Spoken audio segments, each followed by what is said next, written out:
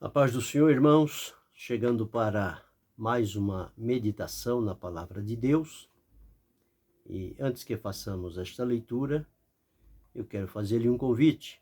Você possa se inscrever neste canal, acionar o sino, dê o seu like, o seu comentário, e assim vai estar nos ajudando a prosseguir.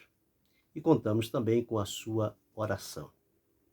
O texto que temos para a leitura hoje encontra-se na segunda carta do apóstolo São Paulo à igreja de Corinto, capítulo de número 5 e o versículo de número 17. Assim está escrito: assim que, se alguém está em Cristo, nova criatura é. As coisas velhas já passaram, eis que tudo se fez novo.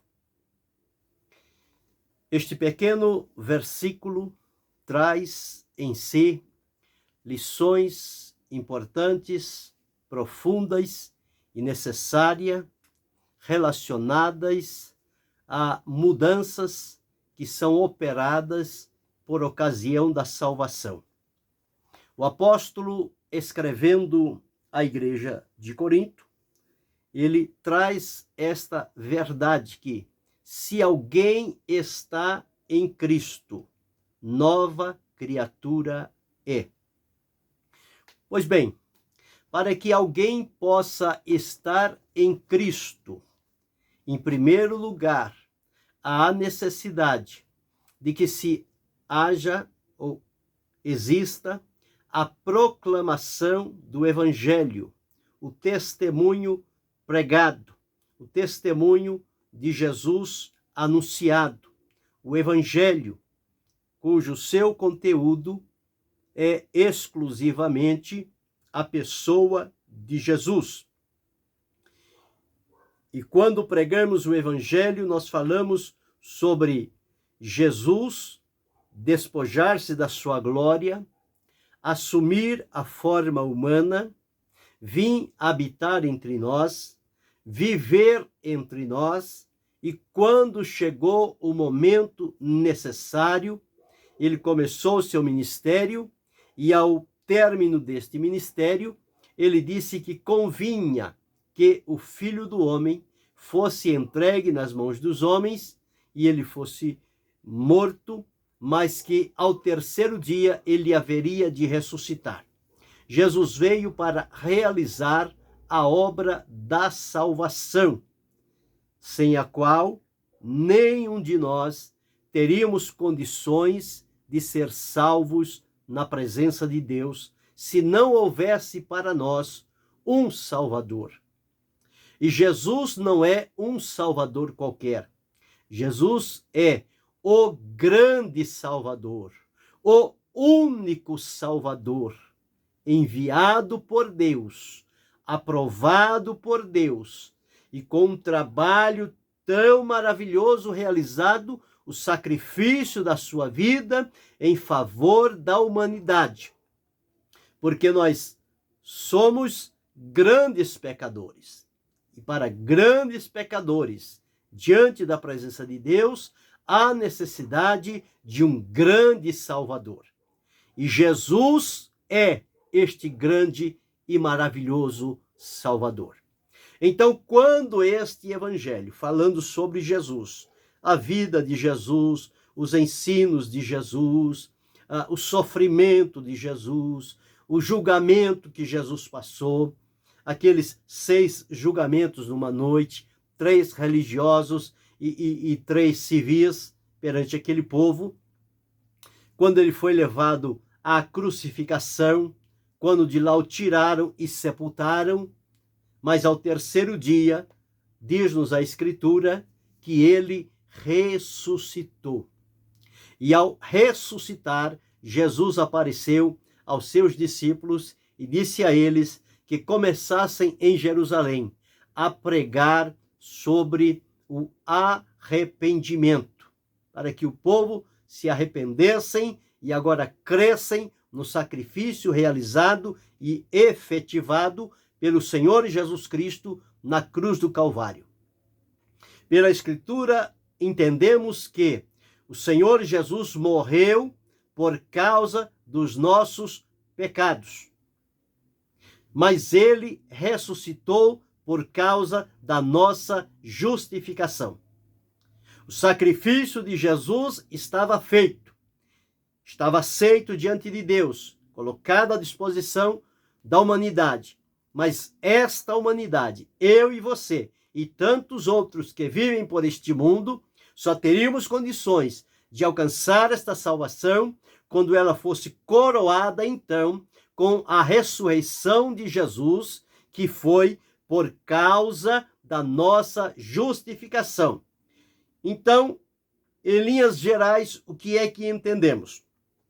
Quando se prega a salvação e anuncia-se a necessidade do arrependimento, isto coloca diante das pessoas a realidade da vida que eles estão vivendo, longe da presença de Deus. É uma vida de inimizade, é uma vida separada, é uma vida distante, é uma vida irregenerada, é uma vida dominada por vícios e práticas desagradáveis, que são frutos e resultados da iniquidade que impera no coração humano. Então, se a fonte lá dentro é impura e é dominada por aquele que se alimenta de impureza, todas as nossas práticas e hábitos e comportamentos serão marcados por aquela natureza manchada do pecado. Então, só haveremos de produzir pecados e iniquidades e acumular sofrimento. Mas quando o evangelho é anunciado e a pessoa é conscientizada de que Deus tem para com ela um amor pleno, um amor especial, um amor abrangente, um amor atrativo, porque diz a Bíblia Sagrada que Deus amou o mundo de tal maneira que deu o seu Filho unigênito, para que todo aquele que nele crê não pereça, mas tenha a vida eterna.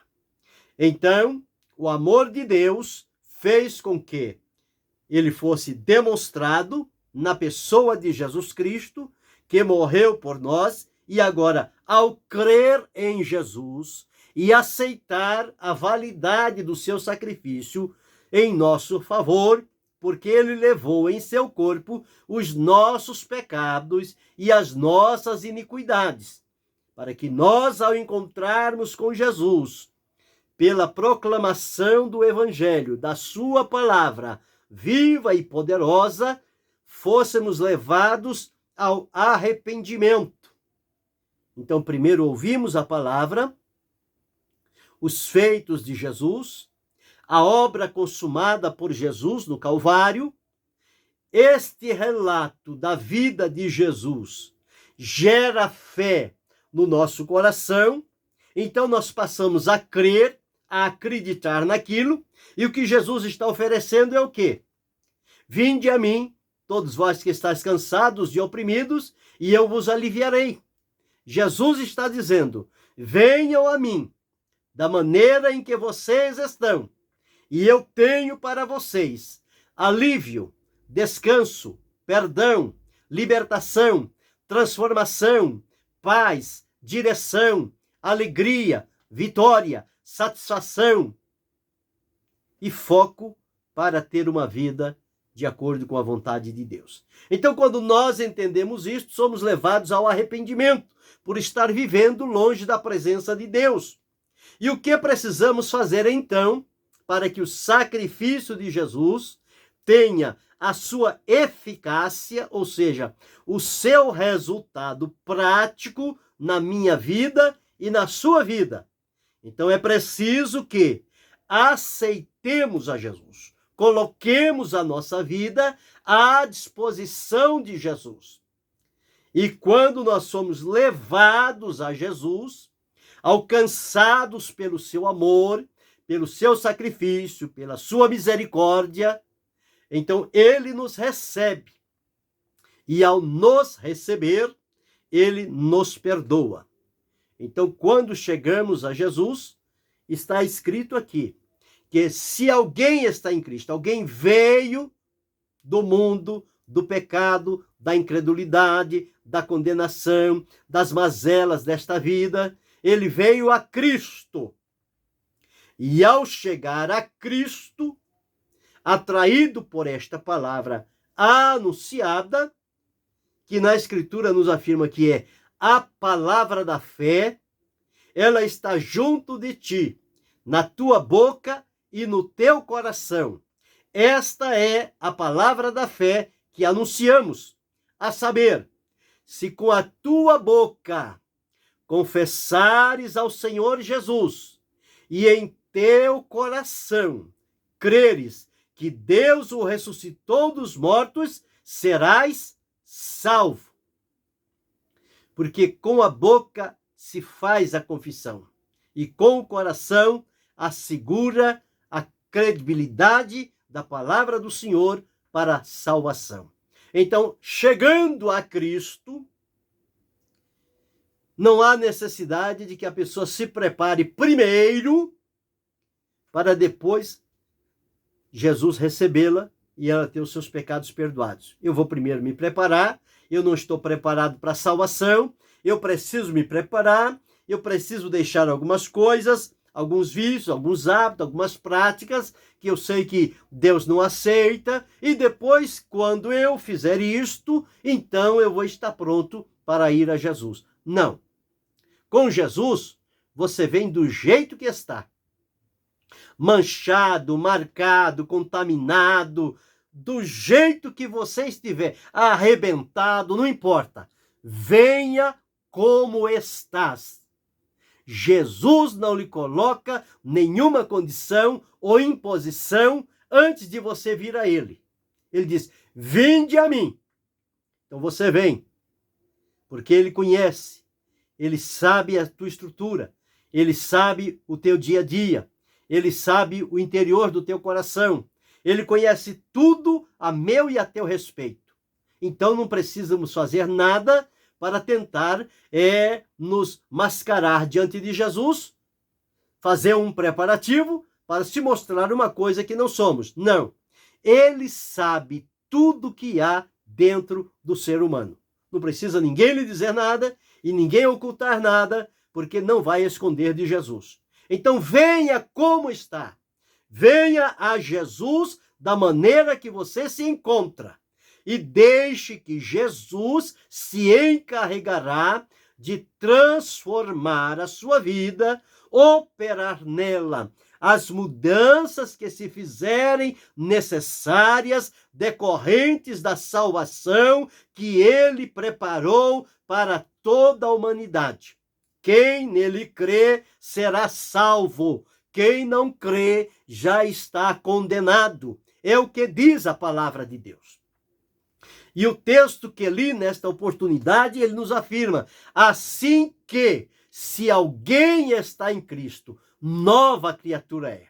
Quando você veio a Cristo, você não era uma nova criatura. Quando você veio a Cristo, você era uma velha criatura. Um homem do pecado. Um homem morto ou uma mulher espiritualmente, longe de Deus, separado de Deus, inimigo de Deus. Mas você veio. E agora, ao chegar a Cristo, a Escritura nos diz, se alguém está em Cristo, nova criatura é. As coisas velhas que você fazia, que vivia, o comportamento, os hábitos, as ações, as práticas, as coisas velhas já passaram. Senhor Jesus perdoou, está perdoado. Não tem mais que trazê-la para fazer menção. O perdão de Jesus para os nossos pecados é como uma pessoa que deve alguma coisa à justiça da terra. E a justiça está à procura daquela pessoa para cobrar dela e implicar nela as consequências dos feitos que ela praticou. E se encontrar, vai levá-lo a julgamento, vai sentenciar e vai levá-lo a cumprir a pena em uma prisão. Ocorre o seguinte, que quando esta autoridade vai em busca desta pessoa procurada pela justiça e alguém informa: fulano já morreu. Fulano não existe mais, já morreu, já foi sepultado, está no cemitério tal, tal, tal. Se quiser, nós temos aqui para comprovar a certidão de óbito. A pessoa morreu, foi sepultado, não existe mais entre nós. O que é que aquele agente da justiça vai fazer? Não, vamos lá no cemitério, que nós vamos agora desenterrar aquele corpo e vamos trazer ele aqui, porque ele ainda precisa passar por julgamento e por condenação. Seria um absurdo uma coisa dessa. Ninguém gostaria de mexer com o morto. Mesmo porque a maioria das pessoas tem medo, quando as pessoas morrem, tem medo dos mortos. E eles não fazem nada, ninguém. Eles estão lá inertes. E este agente, então, ele dá aquele caso por encerrado. Por encerrado. Coloca lá, falecido. Aquele processo vai para o arquivamento e não se toca mais naquele assunto, porque o procurado não existe. Quando você veio a Cristo, ele perdoou os teus pecados foram lançados no mar do esquecimento. Então não tem mais que cobrar de você aquilo que ficou para trás. As coisas velhas já passaram, eis que tudo se fez novo. Agora você está em Cristo, vivendo em novidade de vida. Há uma nova vida que se desponta para você. Você tinha a vida sem Cristo e agora você estará desfrutando a vida em Cristo, com Cristo, por Cristo, para Cristo. Então este agora é o intento do seu coração. Estar em Cristo, viver para Cristo, viver com Cristo e Cristo viver em você.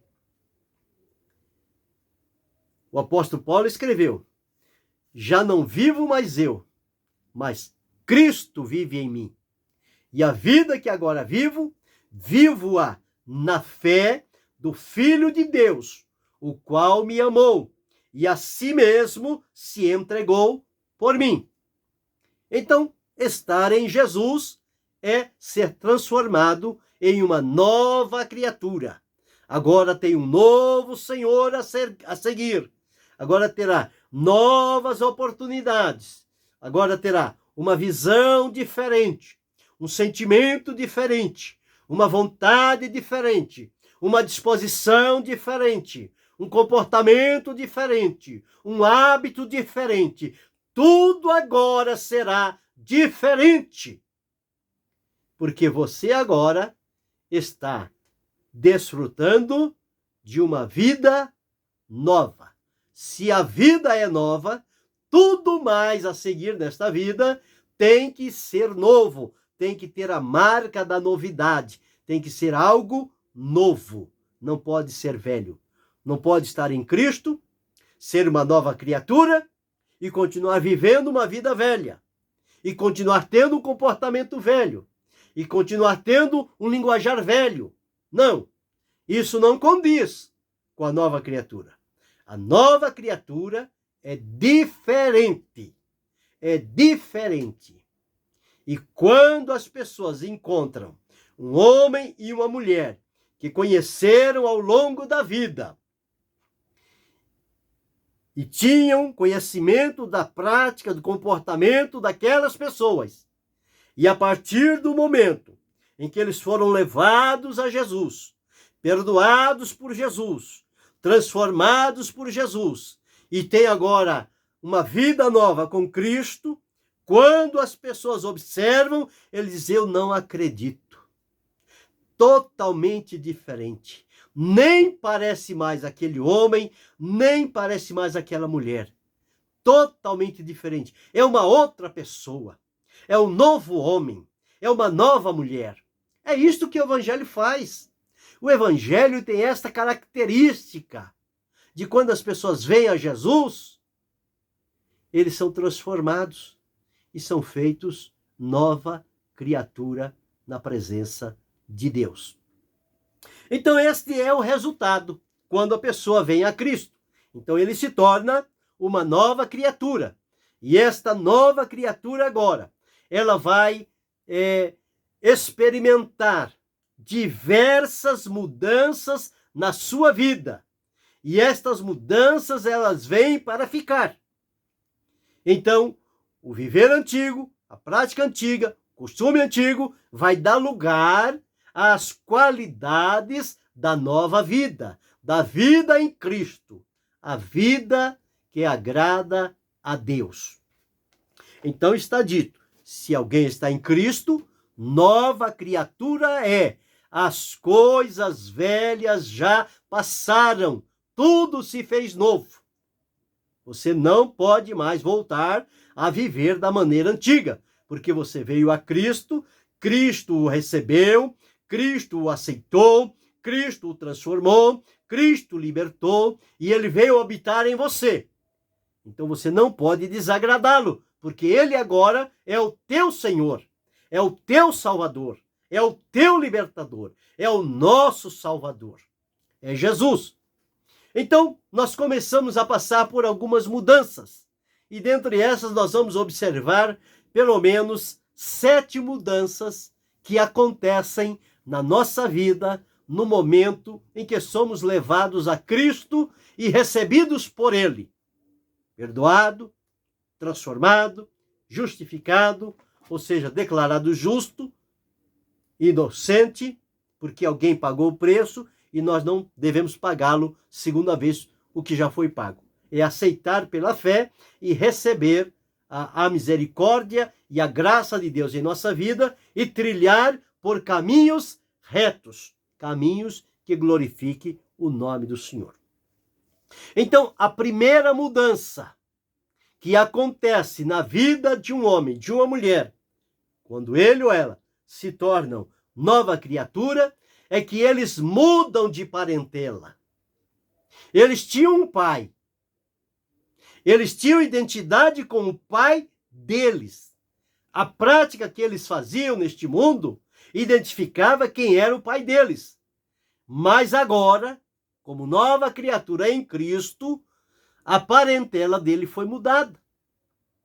Lá no Evangelho de João está escrito: mas a todos quantos o receberam, deu-lhes o poder de serem feitos filhos de Deus.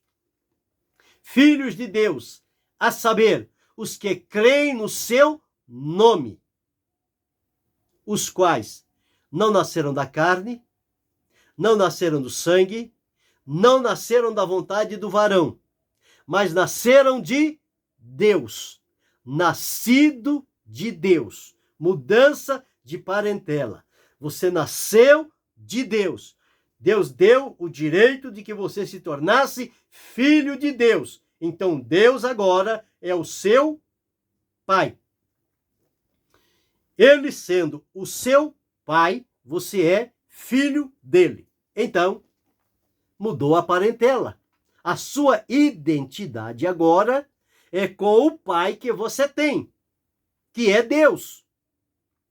Então, este pai que você tem agora, que é Deus, que tornou-se seu pai e você tornou-se um filho adotivo pela adoção de Jesus Cristo, este pai agora tem prazer em lhe orientar, lhe instruir e lhe direcionar. Então, o seu comportamento é outro, porque você tem um novo pai.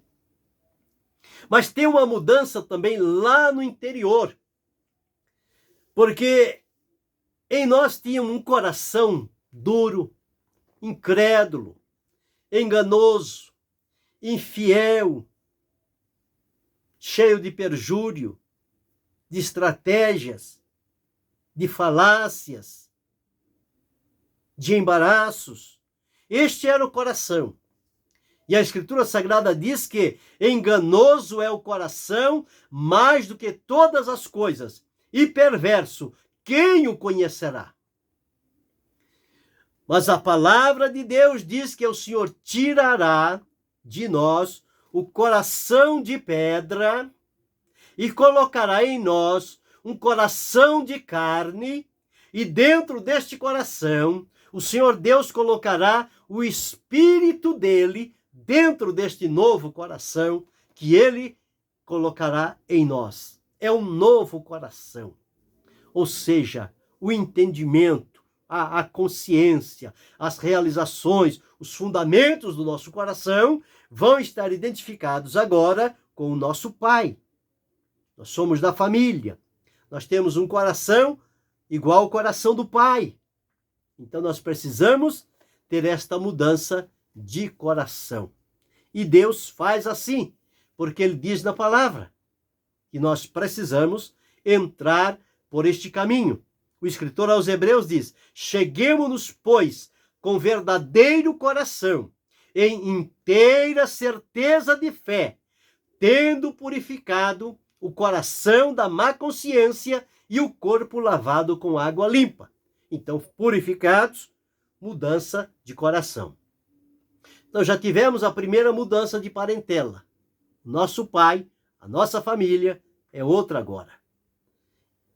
A segunda mudança é a mudança do coração. Deus muda o nosso coração. A pessoa que vivia alimentada pelo ódio, pelo rancor, pela amargura, pela vingança, pela impaciência, pela contenda, agora tem um coração suave, um coração cheio de amor, de paz, de alegria, de comunhão, de humildade, de verdade, de sinceridade, de lealdade. Este é o novo coração que Deus coloca em nós. Então esta é a segunda mudança decorrente ou que acontecem depois da salvação, depois do vir a Cristo. Não tem como estas coisas acontecerem antes, porque primeiro ele precisa ser Senhor da nossa vida, Salvador da nossa vida. E depois, quando a nossa vida está ao domínio do Senhor, então ele vai operando as mudanças que se fazem necessárias na nossa vida.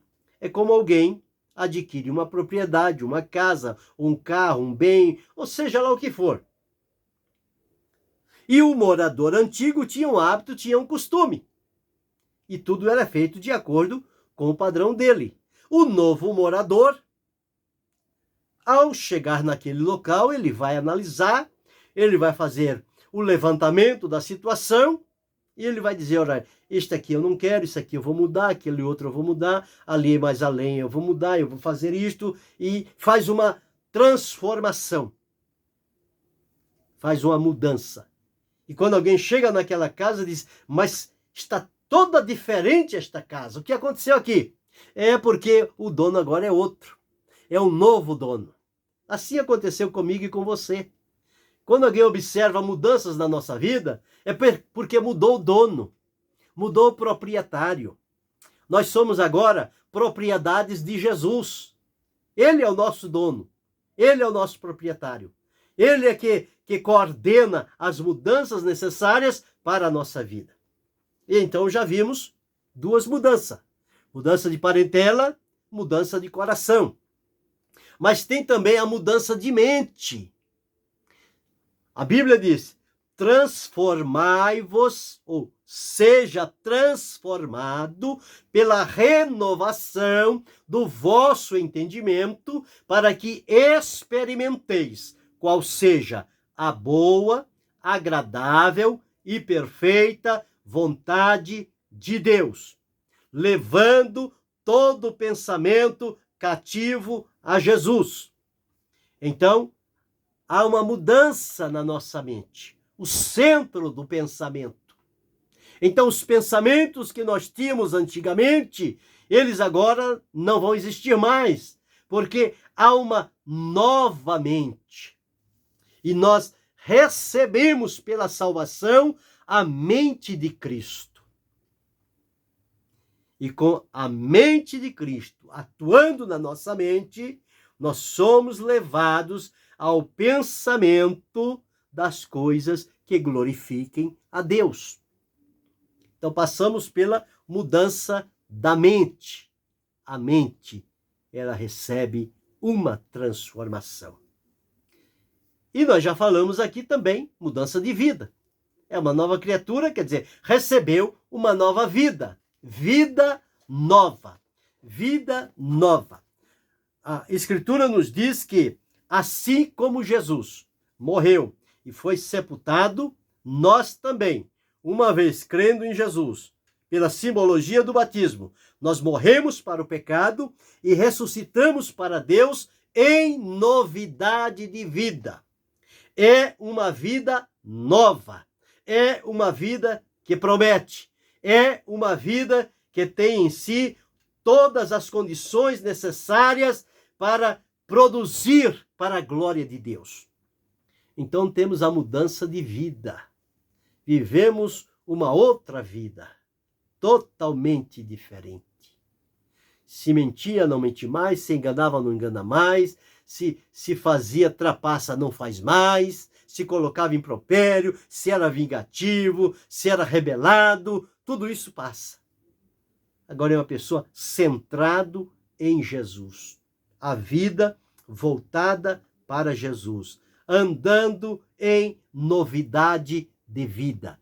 Esta é a mudança que a salvação opera em nós. A nossa vida, ela é transformada. Há uma mudança na nossa vida. Mas também nós mudamos. Temos a mudança da nossa condição. Antes nós éramos sujeitos à condenação. Estávamos marcados pela condenação do pecado. E a condenação do pecado escraviza as pessoas. Escraviza. Elas vivem em tormento por causa da condenação do pecado. Mas uma vez vindo a Cristo, diz-nos a palavra de Deus que, sendo, pois, justificados pela fé, temos paz com Deus. E no capítulo 8, versículo 1 de Romanos está escrito que agora, depois que recebeu a nova vida, nenhuma condenação há para os que estão em Cristo Jesus, que não andam segundo a carne, mas andam segundo o Espírito. Então eles agora têm uma mudança de condição, de aprisionado, marcado pela condenação do pecado, agora ele está livre, está salvo, está liberto para servir a Jesus. Aquela condenação, a semelhança do procurado que morreu, é a mesma coisa conosco. Então a condição anterior, que nos acusava, que nos subjugava e que nos definhava pelo caminho da vida, deixou de existir, porque em Cristo nós fomos transformados na nossa condição de vida para com Ele. Essa foi a quinta mudança. E a sexta mudança é que aqueles costumes, aquelas práticas que nós tínhamos antigamente e que fazíamos aquilo com naturalidade, com o prazer que era próprio, porque vivíamos naquele ambiente e dominado por aquele espírito opressor, agora deixa de existir. Agora nós passamos a ter o quê? Um novo costume.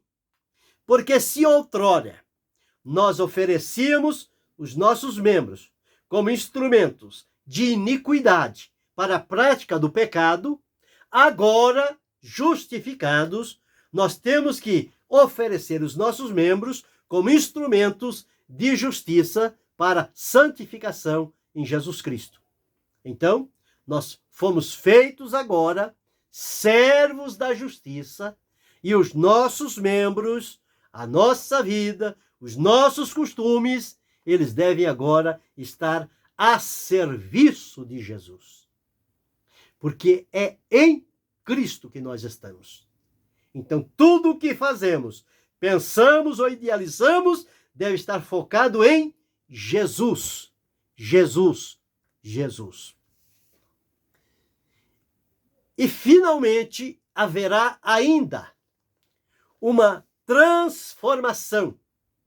E essa transformação futura, que vai ocorrer como mudanças decorrentes da salvação, será a mudança de corpo. Nós atualmente vivemos neste corpo físico, que, biblicamente, ele é chamado o corpo do pecado, porque nós nascemos em pecado, vivemos em pecado, e este é chamado o corpo do pecado. Este corpo do pecado, ele vive conosco até a ocasião da morte. Lá, no momento da morte, este corpo será vencido. E há uma promessa de Deus, que o nosso corpo passará por uma transformação. Este corpo, que é o corpo do pecado, que é um corpo corruptível, que é um corpo mortal, marcado para morrer, um dia, quando Jesus manifestar-se para buscar o seu povo e levá-lo à sua presença, ele vai operar a transformação, ou seja, a mudança do nosso corpo.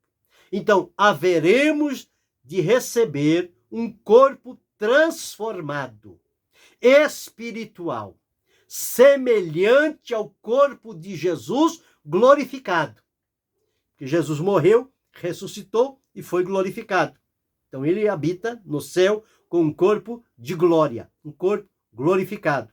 E nós, quando chegar o momento de irmos à sua presença, acontecerá esta última mudança, esta última transformação, que é do corpo do pecado para o corpo glorificado.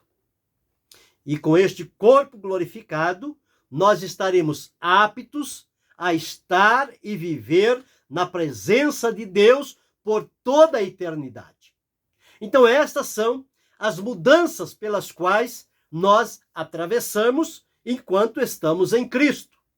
Então, o valor de estar em Cristo é que nós não precisamos operar a mudança por nós mesmos. Não, isso não depende da gente. Quando nós vamos fazer a coisa pelo nosso pensamento, pela nossa força, pela nossa vontade, pelo nosso raciocínio, nós fazemos hoje, fazemos amanhã, e no terceiro, quarto dia, ou no 10º dia, já nos cansamos daquilo que estamos fazendo e abandonamos e voltamos à prática anterior. Porque não conseguimos, não está em nós o poder de realizar estas coisas. O poder de realizar estas mudanças em nossa vida está em Jesus e na operação do Espírito Santo. E à medida que eu e você, que nós vivemos em Cristo, a vida que ele propiciou para nós, e nos colocando na sua dependência, em submissão à sua vontade, com temor, com verdade, com sinceridade, com pureza, ele vai operando a transformação. E nós, muitas das vezes, nem percebemos. E quando vamos dar por conta, estamos transformados. É um hábito, é uma parentela, é um linguajar, é uma vestimenta, é um tipo de conversa, é um sentimento, é um tipo de pensamento, é uma ação que fazíamos e agora já não fazemos mais. Quando queremos ir fazer, parece que alguma coisa nos retira daquele ambiente, nos tira daquela situação. O pensamento que queremos analisar, Deus manda um outro pensamento, sufoca aquele. E quando nós queremos marcar para fazer alguma coisa e estamos decididos a ir, Deus não permite. Ele nos impede de ir, porque Ele está trabalhando na nossa vida. Nós estamos em fase de obras. Deus está fazendo obras na nossa vida. Um pouco hoje, um pouco amanhã, um pouco depois. É como as autoridades, quando vão a determinado lugar, colocam lá, estamos em obras. Ou seja, estamos fazendo alguma coisa, promovendo alguma coisa. Essa é a nossa vida.